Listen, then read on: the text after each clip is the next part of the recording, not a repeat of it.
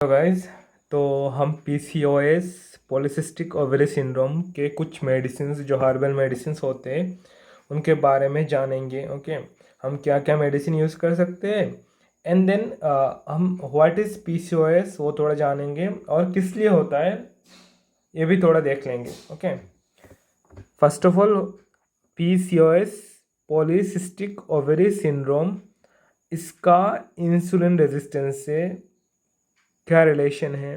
Okay, और जब हम अल्ट्रासोनोग्राफी कराएंगे तो ओवरी का वॉल्यूम कितना रहना चाहिए और फॉलिकल्स का नंबर कितना रहना चाहिए। ओके, एंड जो इसको क्रोनिक लाइक एक according to a new research इसको क्रोनिक लो ग्रेड इन्फ्लेमेशन भी बोला है। ओके, एंड देन लाइफस्टाइल पर क्या डिपेंड करता है, लाइक लाइफस्टाइल पर पीसीओएस कैसे डिपेंड करता है। और जो लोग रूरल बैकग्राउंड से होते हैं, जो अभी भी लोअर मिडिल क्लास फैमिली से बिलोंग करते हैं या जो भी पुअर फैमिली से बिलोंग करते हैं, तो उनमें पीसीओएस दिखाई नहीं देता। लाइक उनमें तो नहीं होता है, बट जो थोड़ा सोफिस्टिकेटेड लाइफ एंजॉय कर रहे उनमें ज़्यादातर दिखाई देता है। हालांकि back 10 to 20 years back, 20 to 25 years back ज़्यादातर ये बीमार नहीं होता था लोगों में। ओके, और ज़्यादा दिखाई भी नहीं देता था। ये ग्रेजुअली डेवलप हुआ है। ओके, इसको जेनेटिक भी बोलते हैं समटाइम्स कि जेनेटिक बोलते हैं, बट कोई पुख्ता सबूत नहीं है। ओके, जेनेटिक है या फिर इसका इटियोलॉजी अभी तक पता नहीं है एग्जैक्टली किस कारण होता है ये डिजीज़। ओके, सो जैसे कि इरेगुलर पीरियड्स होना या फिर science of male hormone. Okay, अगर मेल हार्मोन एक्सेस हो जाए बॉडी में, एंड देन या फिर polycystic ovary on the ultrasound में अगर जो ओवरी है हमारा उसका ओवरी का वॉल्यूम इन द फीमेल्स में ओवरी का अगर वॉल्यूम 10 ml से ज़्यादा हो जाएगा। ओके, या फिर जो नंबर ऑफ फॉलिकल्स है वो 20 से ज़्यादा इंक्रीज हो जाएगा, तो हम सस्पेक्ट कर सकते हैं। ओके, तो ये सब क्राइटेरिया है डायग्नोसिस का। ओके, जो कंफर्म करता है कि हाँ पीसीओएस है बोल के। ओके, देन नेक्स्ट क्या है, नेक्स्ट है कि जो ये एक्चुअली क्या है कि एक नया बीमारी। Okay, new disease. Okay, like your mom and grand mom, उनको तो नहीं था ना। Like most of the people जो 20 लाइक लास्ट जनरेशन पकड़ सकते हो 20 to 25 years बैक, उनमें तो ये डिजीज़ बहुत कम ही था। ओके, ना के बराबर था। ओके, एंड लाइफ स्टाइल पर डिपेंड करता है ये बेसिकली। एटियोलॉजी तो एग्जैक्टली मालूम नहीं। अभी हम क्या करेंगे, थोड़ा जानेंगे उसके बारे में, and then will try to know about herbal medicine whatever we can use in PCOS. Okay, so क्या बोल रहा है कि PCOS is an endocrine disorder. Okay, जहाँ पे क्या होता है 5 to 10% जो रिप्रोडक्टिव एज के फीमेल होते हैं उन पे दिखाई देता है। And then common source of chronic anovulation, यहाँ पे क्या होता है फीमेल्स में पीरियड्स इरेगुलर होता है, उनका ओव्यूलेशन स्टॉप हो जाता है, और किसी का बीच बीच में ओव्यूलेशन हुआ भी तो कंसीव नहीं हो पाते। ओके, देन इसका एटियोलॉजी क्या बोला था मैंने कि स्टिल अननोन है। एंड सस्पेक्ट हम क्या करते हैं कि change of dietary habits, stress and sedentary lifestyle. Okay, हम मतलब कुछ ज़्यादा फिजिकल वर्क नहीं करते, लाइक हम बैठे बैठे वर्क करते या फिर लेटे लेटे कुछ ना कुछ काम करते। ओके, ज़्यादातर लाइक कुछ ज़्यादा लाइक फिजिकली कुछ नहीं करते, हार्ड वर्क तो करते बट फिजिकली कुछ काम नहीं करते।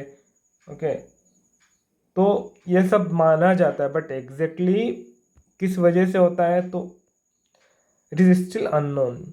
ओके, नेक्स्ट क्या है कि मोस्ट ऑफ द वोमेन जो है उनको क्या होता है कि गोनेडोट्रोपिन जो हार्मोन है, ओके, उसका स्टिमुलेशन जो होता है वो एबनॉर्मल पाया जाता है उनमें, ओके, कि मोस्ट ऑफ दी वोमेन में abnormality of gonadotropin stimulation is found.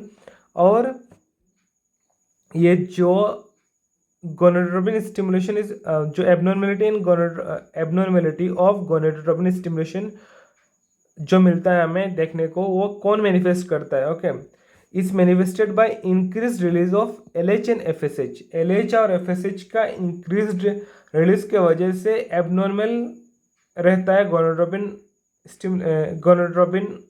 Stimulation, okay.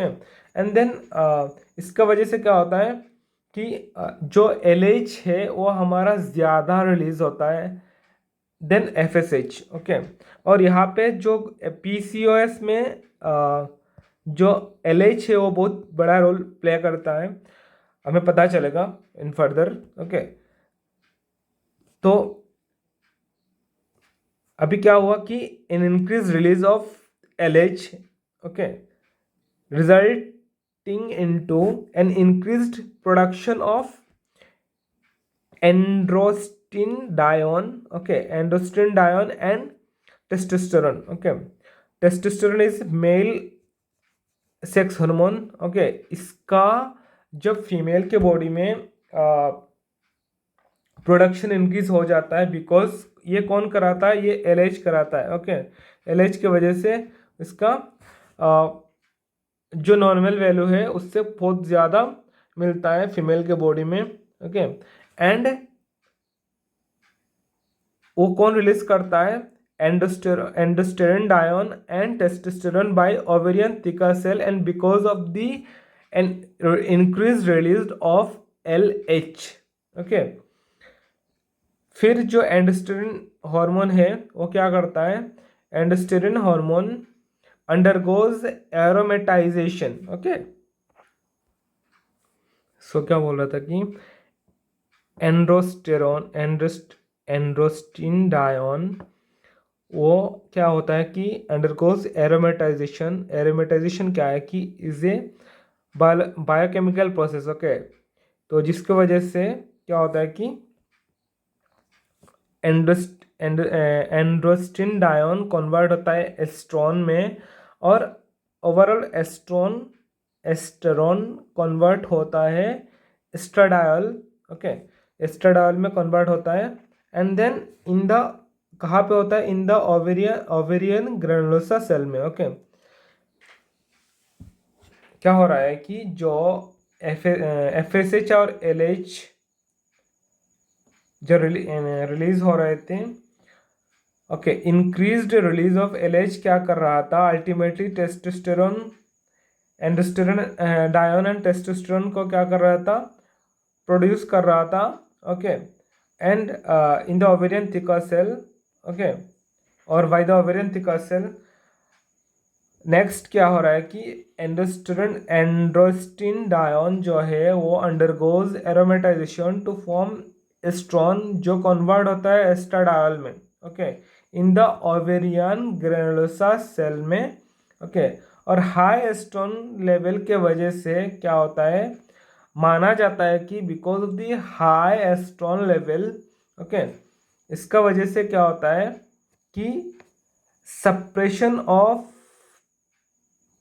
Pituitary FSH follicle LH होता है luteinizing hormone, and follicle stimulating hormone होता है एफएसएच।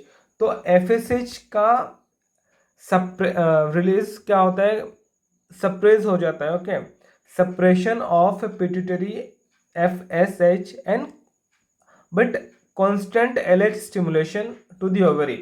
तो यहाँ पे मैं बोला था ना कि एलएच का बहुत बड़ा रोल है पीसीओएस में। तो इसका वजह से क्या होता है कि जो कांस्टेंट एलएच स्टिमुलेशन के वजह से एनोवुलेशन होता है, ओके, और मल्टीपल सिस्ट बनता है, मल्टीपल सिस्ट बनता है, और जो थिका सेल होता है, okay, hyperplasia with access androgen output, okay. तो इसमें क्या एडवाइस किया जाता है कि जो मीट वगैरह, एक सेकेंड, जो क्या एडवाइस किया जाता है कि meat, chicken, egg, cake, alcohol, pastry, smoking, fried oil के, मैगी मैगी पास्ता वस्ता नहीं खाना ज़्यादा, सल्टी फूड ज़्यादा नहीं खाना है, जंक फूड ज़्यादा नहीं खाना है, हाई कार्बोहाइड्रेट डाइट को अवॉइड करना है। ओके, इसका मतलब ये नहीं कि कार्बोहाइड्रेट नहीं खाना है, बट हाई कार्बोहाइड्रेट डाइट को हमें क्या करना है, लिमिट में खाना है। ओके, रेगुलर योगा बोला जाता है कि रेगुलर योगा करना चाहिए। Okay, and exercise. Okay, and pranayama. Pranayama, ये प्राणायाम क्या है? Pranayama is an ancient breath technique, okay, that originates from yogic practices in India. Okay, इसमें क्या होता है, हमें ब्रेथ को कंट्रोल करना होता है in different styles and lengths. Okay, फिर वेट लॉस का बारे में क्या बोला है कि weight loss is more helpful to increase the insulin sensitivity. तो इंसुलिन सेंसिटिविटी इंक्रीज करने के लिए हमें क्या करना है कि वेट लॉस करना है। अगर ज़्यादा वेट हो गया तो वेट लॉस करना है। एट फर्स्ट हमें क्या किस पे ध्यान देना है कि वेट लॉस पे ध्यान देना है अलॉन्ग विथ मेडिकेशन। अगर हम इंसुलिन का बारे में अगर थोड़ा देखेंगे ना, एक सेकेंड।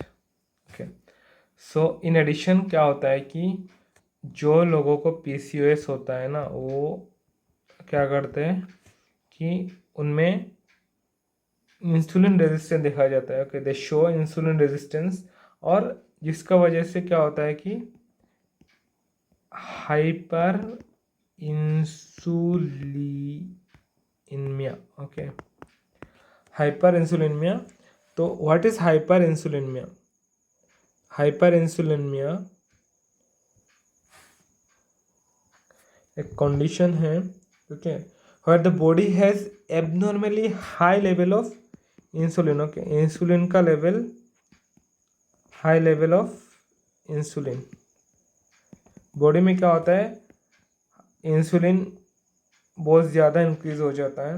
ओके, जिसका वजह से ब्लड शुगर लेवल इफेक्ट होता है स्ट्रांगली, और जो टाइप 2 डायबिटीज़ है उसका रिस्क क्या होता है कि इंक्रीज हो जाता है। Okay, increase risk for early onset of type 2 diabetes. Okay, वो पेशेंट्स क्या होता है कि जनरली इनफर्टाइल रहते हैं। ओके, जनरली क्या होता है कि, एक सेकेंड, जनरली इनफर्टाइल रहते हैं, और उनमें इनफर्टाइल, मैंने जैसे पहले बोला कि ओकेशनली क्या होते हैं, ओव्यूलेट करते हैं। Okay, occasionally they ovulate but they are infertile. Okay, ने और एक चीज़ था कि जो हम क्लिनिकल फाइंडिंग्स में क्या क्या देखते हैं, एक सेकेंड, क्लिनिकल फाइंडिंग्स में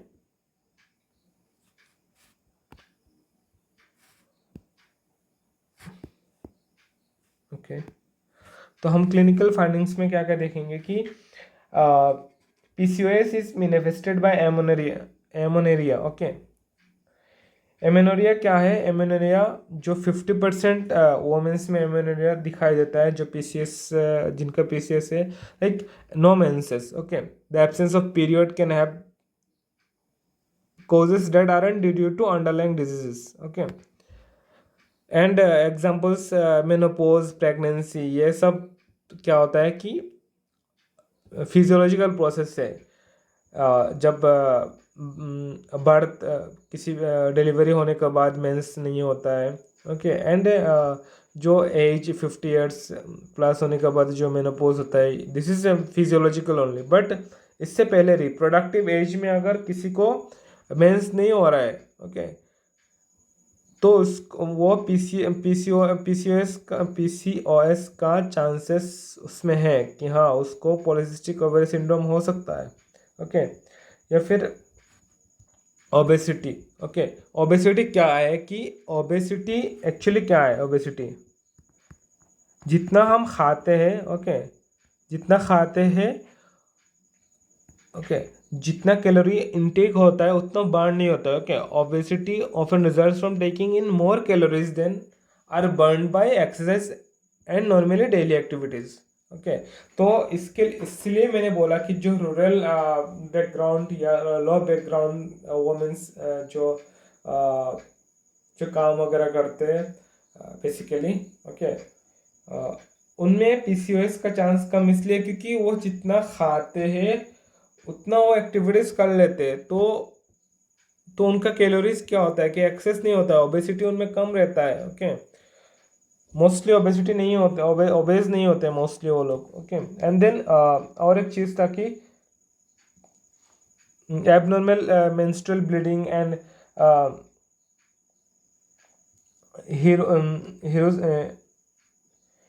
हिर्सुटिज्म,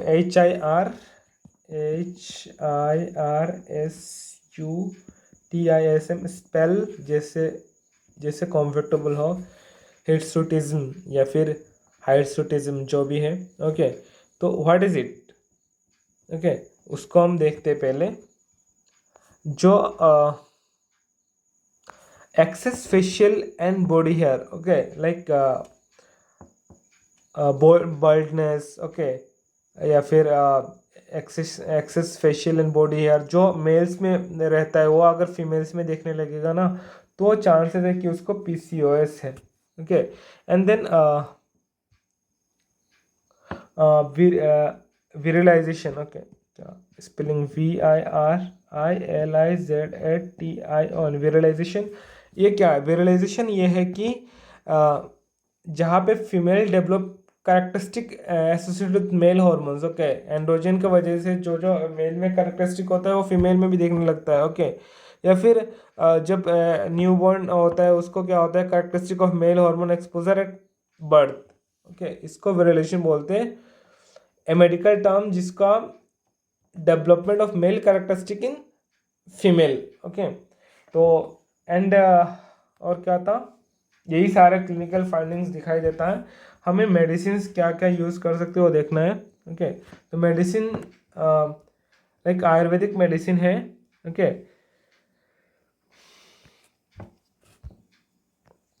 नंबर 1 क्या है कि चंद्रप्रभा वाटी। ओके, वाटी मीन्स टैबलेट, ओके, या फिर capsule. So 1 or 2 tablet twice और thrice daily depending on the condition as prescribed by the physician. Okay, फिर दूसरा क्या है कि नस्ता पुष्पंटका रसा। Okay, 2 tablet twice daily after meals. Okay, Kanchanara Guggulu जो 1 or 2 टैबलेट ट्वाइस और थ्राइस डेली, और मेदोहारा गुगुलू। गुगुलू का 2 गुगुलू यूज़ कर सकते हैं, कंचनारा या फिर Medohara Guggulu. Okay, 1 or 2 tablet twice और थ्राइस डेली।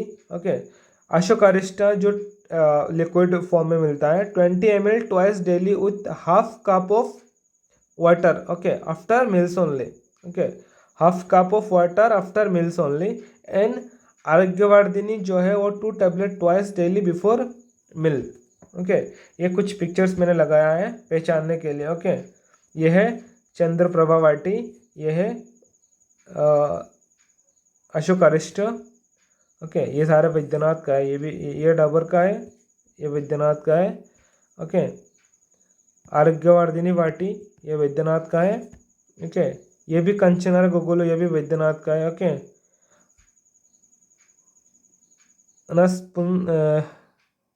नस पुष्पंटका रसा ये भी वैद्यनाथ का है। मेदोहारा गुगुलू, ओके, ये भी वैद्यनाथ का है। तो मोस्टली वैद्यनाथ का ही है यहाँ पे। जो और कुछ फार्मास्यूटिकल प्रोडक्ट्स है जैसे कि एम्टूटोन या फिर जो एमिल का आता है।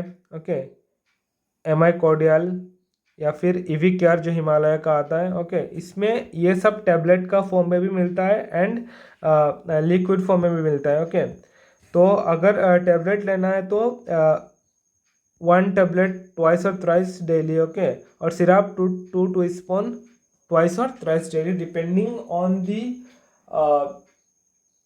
PCOS okay severity as prescribed by the physician. Okay, तो जब भी मेडिसिन लेना है कंसल्ट करके ही लेना है।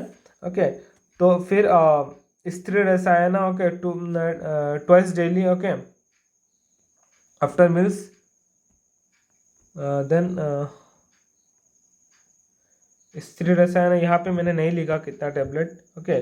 जो स्त्री रसायन हम लेंगे ना वो हमेशा ध्यान रखना 2 टेबलेट लेना है हमें okay twice daily after meal. और जो टेप हाँ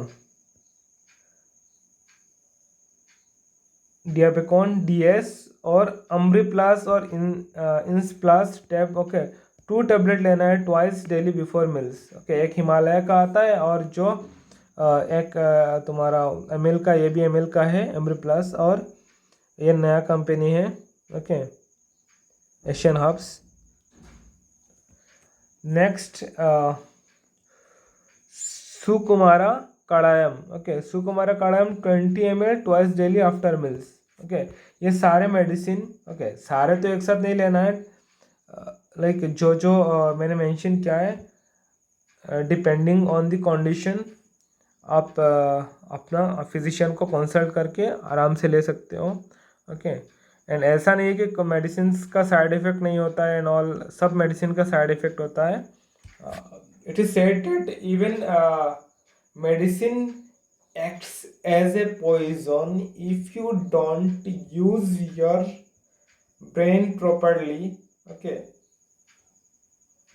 अगर गूगल डॉक्टर बन के बस गूगल से देख के जाके खा के आ जाओगे तो फिर दिक्कत हो सकता है। So always consult your doctor okay.